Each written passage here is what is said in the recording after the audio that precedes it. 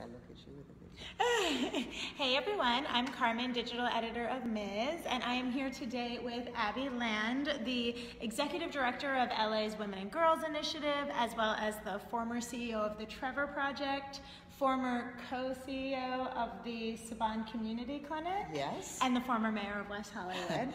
Hello.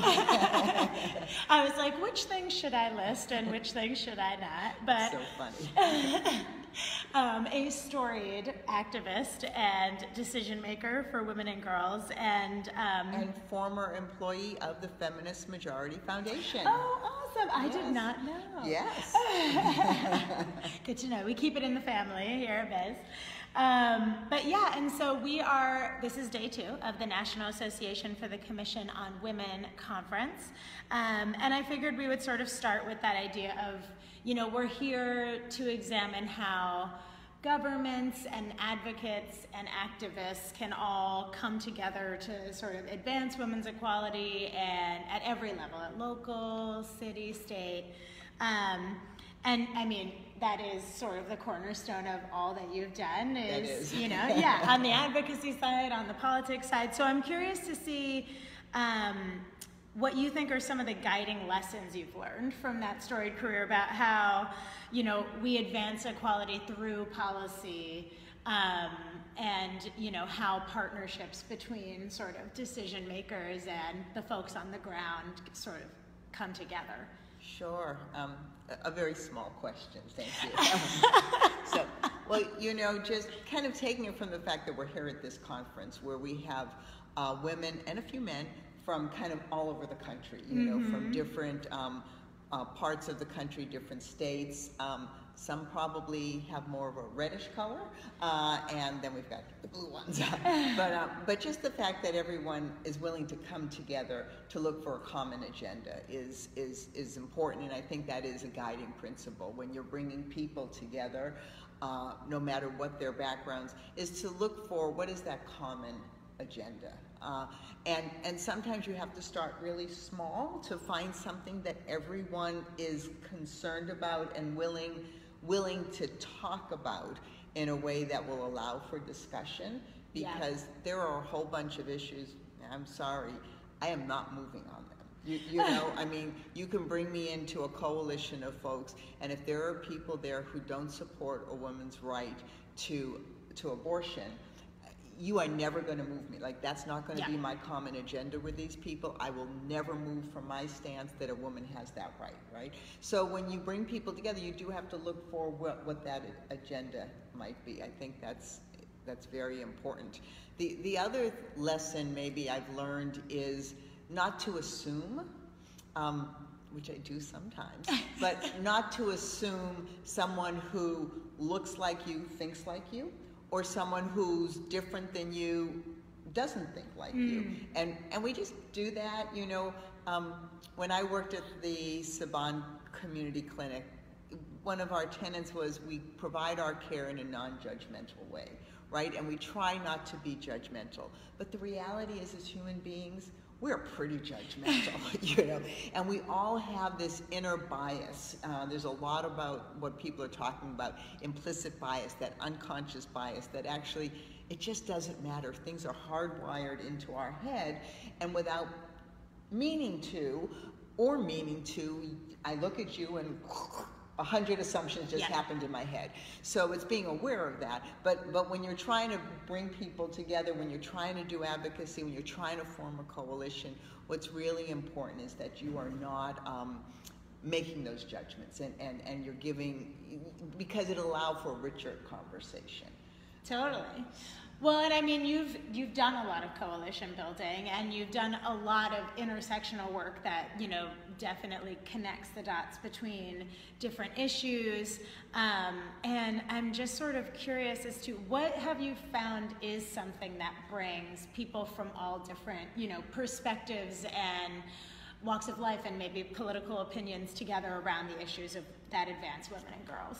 Well, I'd be less than honest if I didn't say I have not been a bit disheartened over the last few months, with what goes on in this country. Because oftentimes the issue of children bring people together. You know, I think many people, male, female, rich, poor, you know, different, we all care about the future, and we all know that, you know, girls are the future, right? So if you had asked me that question maybe 6 months ago, I'd say, you know, if we focus on young people, if we focus on that, that brings us together. But just watching what's happened and the division and how this government is treating young people and taking children away from parents, it's hard to kind of go there. So let me say what else could bring people together. You know, I can't say exactly what it is, but I think it's the spirit in which you bring people together that makes the difference. So it's not to say that it's not effective to bring people together in anger, because out of anger comes some really positive movements, you know, and sometimes it's anger that makes us, that moves us to action, right? So it's not that that's bad. But I think however you can bring people together in a way so that you're not making everyone wrong. You know, I just find that if you don't make everyone wrong who doesn't think like you, and you give a space for that discussion, then you have an opportunity to bring people together. It's like a lot of times in government, there's this, so I'm a former council member and mayor in the city of West Hollywood, California, very progressive community. It's a small community. We're a new city in a way, 35 years, you know, and really based on really fundamental progressive values of inclusion and making sure people have, and that the smallest voices get heard, right? And so, you know, although we all ran nonpartisan, I happen to be a Democrat on the more liberal side of the Democrats, and so the people in the business community naturally thought I'd be anti-business, right? That, you know, I don't know why, but that's what they thought. And so it took a while, you know, when we were doing things in the community, that we wanted to improve business. You know, we wanted to make sure that businesses came to our community.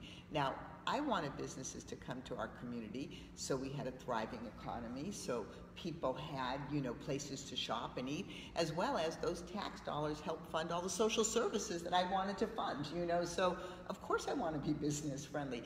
But to bring people together, to have them understand, no, we actually want a lot of the same thing, you know, and not to make that judgment just because you see me as a liberal Democrat, I'm not going to care about you. And sometimes we didn't quite agree on the way to get to where we wanted to go, but with time we began to develop a trust, and then we could acknowledge, you know what, I see you want to do it that way. I don't agree with that. You don't agree with my way. Maybe we could find a middle ground. And the thing about policy development is you actually need sometimes people on both sides to the fringes to help us get into the middle. Yeah. You know, and policy, it's messy. It's not always a straight line, you know, it zigzags, and you have to be patient because it doesn't happen overnight. It just doesn't, you know, especially with each layer of government, there's kind of more people involved until you get to Congress, where seems like policy is stalled for the moment, but you know, each layer has a little more to look at, and so sometimes when you're, you know, depending again as an advocate, part of our jobs as advocates is to, you know, keep fighting, right? I am not going to give an inch. Like, that's my line, because if I give it an inch, you might take a mile, right? And both sides feel that way, right? So that's important. But on the other hand, you got to figure where you can give, because sometimes if you give a little here, you take a step forward, and you stay there for a while, and then you take another step. So you have to have patience, which is hard. It's hard. Like for me, that's hard. I don't like process sometimes because it takes time. I just want to get it done now. On the other hand, I recognize I have to have patience, and I have to sometimes be willing to do it incrementally to get to the final place that I want to go. Yeah. Well, and you know, the work that you're doing is more local in terms of the layers, and there is obviously a lot of frustration around what's happening from the top down. How do you think specifically the LA Women and Girls Initiative, but also just sort of advocates and decision makers at those more local levels can be, you know, laying the foundation for continuing this fight, even if we're facing such a hostile climate at the national level.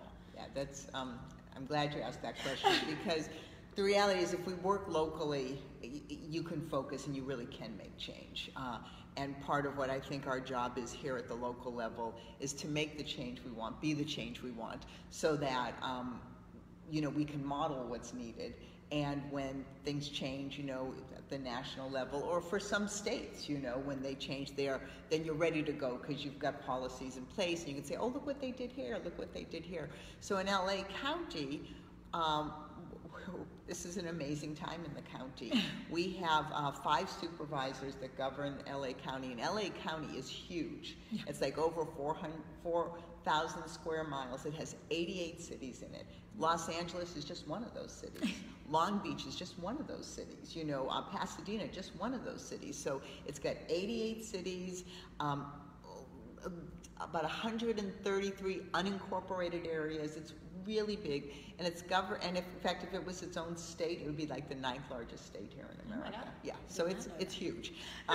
And so in LA County, we're governed by 5 board of supervisors. We have 4 women right now, which is like amazing. So and the man is a great feminist. You know, so we really have an opportunity to make change on so many levels. And the county is, you know, they're really looking at the issue of homelessness. They're really looking at the issue of the environment and sustainability.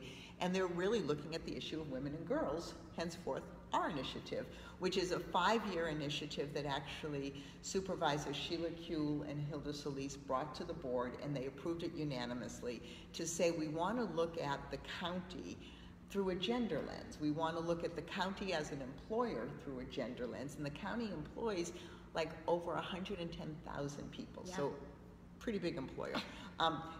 As a provider, our county, it has 38 departments, many of them services from library to fire and sheriff, to the jails, to children's services, to healthcare. I mean, they provide lots of services. So let's look at that through a gender lens. And then when the county partners and works with others, you know, let's look at that through a gender lens. And so we've just started, but what we can do here can definitely serve as a model. So if we can figure out and make sure that the county, and it already is a pretty good place to work and has won some awards, but can we make it better? Can we make our services more accessible, especially to working women? You know, the 9-to-5 model just doesn't really work anymore. If I'm working and I'm on an hourly wage, which many of the people we serve are, because primarily we serve low-income folks. Yeah.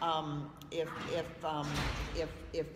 those hours are only available during the day, big economic hardship for me to get to those. And then how do we use technology now? So to your point, maybe things at the federal level are not as they're horrible for women and girls right now. Let's be honest. But at the local level, when we can do things and then help others do things, it really does make a difference. And I've always believed, you know, I mean, we heard it this morning, you know, all politics is local. And it really is, because people, you know, they see us, like they see me in the grocery store, you know, they see their elected people like in their community. And yes, you sometimes see your congressional people, they shop too, actually. But you know, you're more connected because the services are more connected to you. So I think if we can't but we shouldn't stop trying to make movement up there. You know, you can't stop, you know, like we have to keep focused there. But locally, there's just such amazing opportunity, and so many people really want to make a difference at the local level. Yeah, like maybe all politics is local and so is all resistance. I think It makes sense right now to sort of fight for those smaller local goals, because that way we can at least safeguard, you know, our communities against whatever threats might be coming in. You said that perfectly. And, you know, I think on that same vein, this idea sometimes emerges of, you know, is it social change or systemic change that we're fighting for? Are we fighting to change the culture? Are we fighting to change this policy? And, you know, are policies enough, or is culture change enough? And, you know, you've also done work, I think, that spans, you know, this idea of, that division and maybe brings that division closer to the middle, closer together. And how do you think that, you know, the work that commissions on the status of women do, the work that you're doing with the initiative, how do these policies sort of also shift culture on the ground and change, you know, communities and people's perspectives and lived experiences? Yeah, that's a great question, and I think you actually have to do both. You know, and they almost run simultaneously, you know, because if you've got your culture, but a lot of times your culture comes because of the policies and the people involved around them. So if we want to shift a culture, you know, it's I just can't come in and say, hey, you know how this particular job, no women have ever worked it before? You know, now, guys, we want you to just accept, you know, these 20 women that are going to come in and start doing your work, right? Chances are they're not going to shift it right away. On the other hand, now there's 20 women in, makes a little bit of change, and then when another people come in and more women come in and more women come in, well, it does shift it, you know. So sometimes mandating it does help, but here in California, actually, we can't mandate those things. So never mind on that approach. But policy, one of the great things about policy, and actually the process of policy, as messy as it can be and as long as it can be, it educates along the way. So sometimes, you know, I like to assume best intention. Now, I can't do it all the time, and there are days I don't have a best intention left in me. But I do like to assume best intention of people. Yeah, totally. And if we think, too, about that unconscious bias, you know, implicit bias, and there's a lot around gender, let's just assume, for the sake of this conversation, it's, you know, assume best intention. Until you become aware of it, you're not ever going to be able to change it. So sometimes people aren't aware of the culture that's perpetuating in an organization, you know? They're just not really aware of it. And part of, as an activist, our job is to make them aware of it. And part of it as a policymaker is to educate along the way so you can kind of see it, you know? And then to say, at some level, usually the top level, it's going to change, but you know what? If it actually comes from the bottom level, the change is quicker, because, you know, it's almost like you want to go like that. But the policy's critical because it educates people, and if you do policy correctly, you're educating along the process, so that even if I come a little reluctantly, I understand why I'm coming along, you know. But don't underestimate culture, because it's tough. It's a tough thing to change, and sometimes you do have to force the change. There was a panel yesterday talking a little bit about the workplace and gender, and you know, you can have lots of good policies, but if they're not enforced, if people don't take advantage of them, and that's the culture. You know, oh, we just passed this great law. Well, if the culture is look the other way, don't encourage people to do it, yes, we're going to give you free childcare, but please don't ask for it, you know, then it doesn't work, you know. So you do have to make sure that if you're adopting policy, that then you've got a mechanism in place to make sure it's happening. And then I know it's not a popular thing to say, you need a little bit of patience to work through those processes to give people the chance to make the change, which is, you know, not something we want to do, to be honest. You know, patience is not my virtue, and but you do need to have it. You do need to have it. Yeah. Well, and I think that's a perfect lead into my last question, which was that when I was researching the amazing work you've done, I learned that you, when you were mayor of West Hollywood, declared it a pro-choice city, which I found amazing, and also, you know, particularly salient at this moment in time when a lot of state and city lawmakers now are sort of saying, you know, abortion rights are safe here, birth control access is safe here, and similarly we're seeing new attacks at those levels on reproductive rights. And so I'm curious, what can activists across the country do to make sure every city is a pro-choice city and a pro-woman city? Yeah. Oh, so you started with a big question. We're ending with a big question. Great, great. But I know you can handle that. That's why. You know, I think this issue of choice is a really important issue, and now more than ever.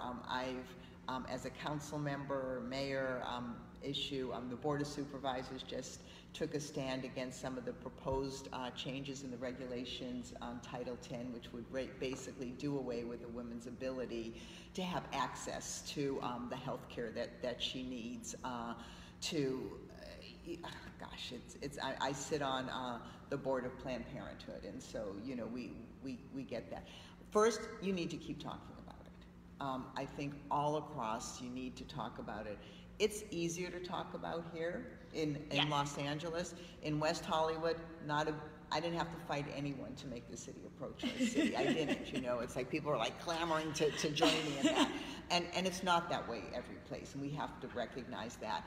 And but we need to keep talking about it every place.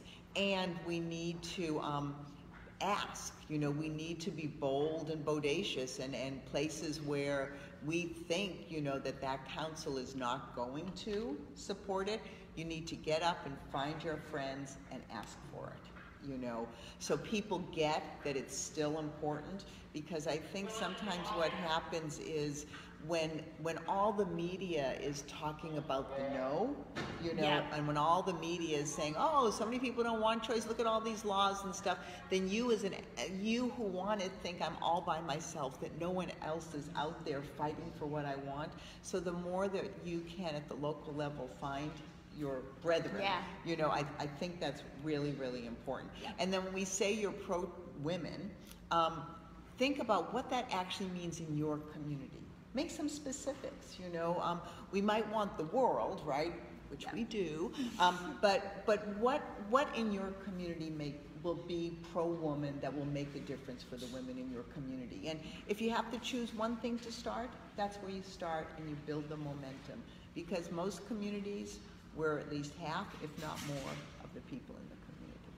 Awesome. Well, thank you so much for taking the time today to talk to me. Thank you so much for all your work as well. You're great, and big fan, obviously, of Ms. and all that goes on there. It's mutual.